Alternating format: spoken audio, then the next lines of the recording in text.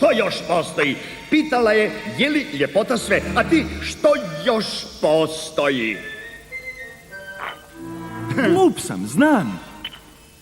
Napiši knjigu kako uvrijediti ženu u 5 slogova. Vaš potez, kraljeviću. O, izgubili ste kraljicu. 2 put u jednom danu. Razmisli, moraš vidjeti nešto osim ljepote. Da kako, Roger? Ona je, znaš, recimo, i tad, zar nije? Ne znam kako da kažem. Dokazat ću joj svoju ljubav. Šahmat.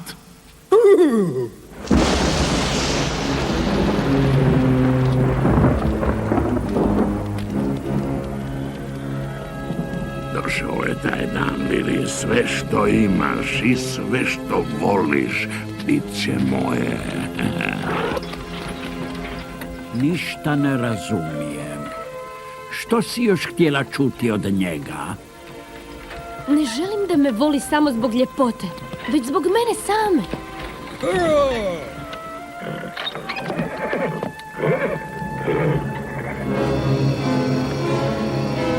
Ostani unutra, Odet.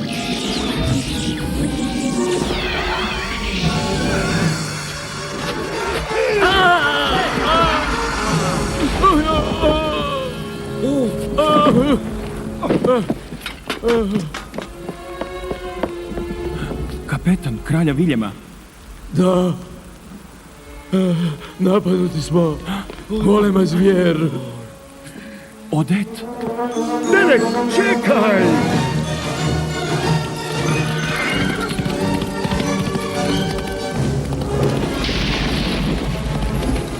Odet!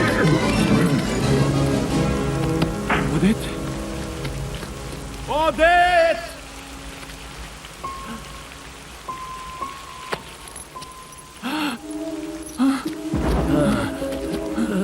Kralju, Derek, slušaj, tko je bio? došlo je brzo. Golema zvijer. Gdje je Odet? Slušaj, Derek, nije to što misliš. Nije to. Što nije? Gdje je Odet? Odet je nestala.